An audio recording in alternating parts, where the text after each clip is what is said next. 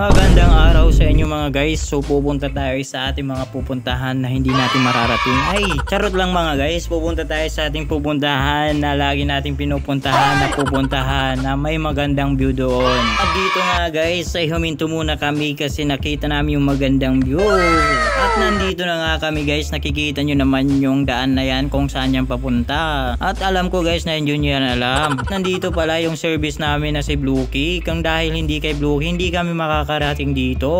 At nakikita nyo naman po mga guys sa likod ni Bluekey, napakagandang mga mangrove at daanan. Ay lahat yan ay mga mangrove na nakikita nyo. At dito nga pa nga mga guys, makikita nyo din po kung gaano kakalmado yung tubig dito ng dagat. At dito nga mga guys, naglakad-lakad pa ako sa unahan. Nakikita nyo naman guys kung gaano kakalmado yung dagat. Napakaangas talaga mga guys. Kaya pumunta na kayo mga guys. At ipinakita ko yung aking mukha na isang taon na parang walang ligo mga guys. Kaya parang gusto ko na lang tumalon dyan sa tubig para magmukha akong na bagong ligo. At nakita ko dito sa aking motor ay parang naawa ko guys kasi 67 kilometers papunta dito mga guys. Tapos pabalik pa 67 kilometers. Nakakaawa naman yung aking Bluekey. At ipapakita ko sa inyo ulit guys kung gaano dito kaganda. Napakaganda to guys sa personals mga guys. Kaya anong ginagawa mo ba guys? I-enjoy mo na yung life mo. Huwag kang mahiga-higa at palutay-lutay lang dyan. Mamamatay rin tayo. Dahil hindi na natin to magagawa mga guys kasi iba na yung kakaharapin natin sa next live mga guys. Tara na! O tingnan nyo na mga guys kung gaano kaganda dyan. O nakikita nyo naman po. Akala nyo nagsisinungaling ako guys. Puntahan nyo na yan guys. O nakikita yung kalumninong ng kadagatan. O